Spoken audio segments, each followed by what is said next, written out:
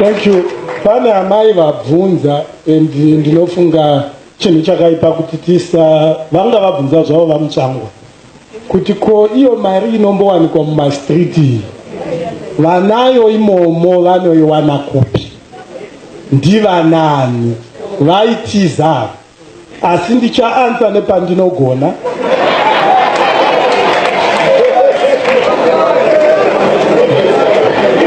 Nyaya yekuti hakuna mari kumabhanga yakaunzwa nembavha mbiri, Chinamasa naMangudya, ndo vakandopwanya mabhengi.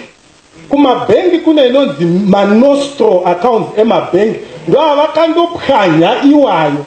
Vapwanya mabhengi Robert yayo, vapwanya ndokubva vaenda nayo yose, ndokusiya mabhengi edu asingachashandi.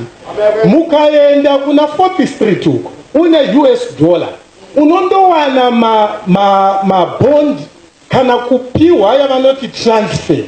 Matransfer yacho mukanyanyo kubvunza munotowana pane vamwe vanokudza kuti hatisati tapiwa nhasi makuseni. Vanopiwa nani? Vanopiwa kuReserve Bank. KuReserve Bank kune kambani yemwana wava Mnangagwa inonzi Spartan Investment, ndiyo inomhanyisa mabhanga, ndiyo inomhanyisa mabhegi, inopiwa mabalance ayaya RTGS. Okay. Kana vachida ndo ansama.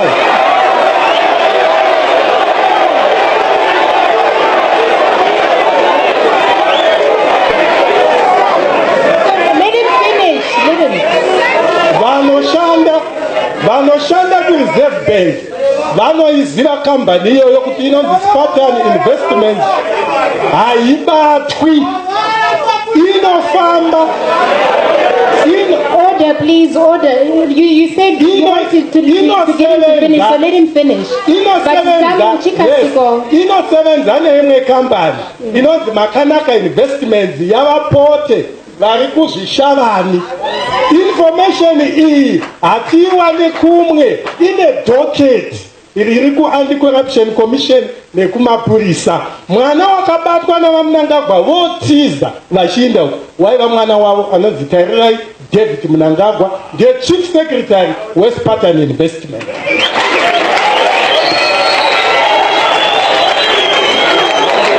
Mr. Mchanga. Sorry. Mr. Mchanga. Hello, Mr. Mchanga. Mr. Mchanga.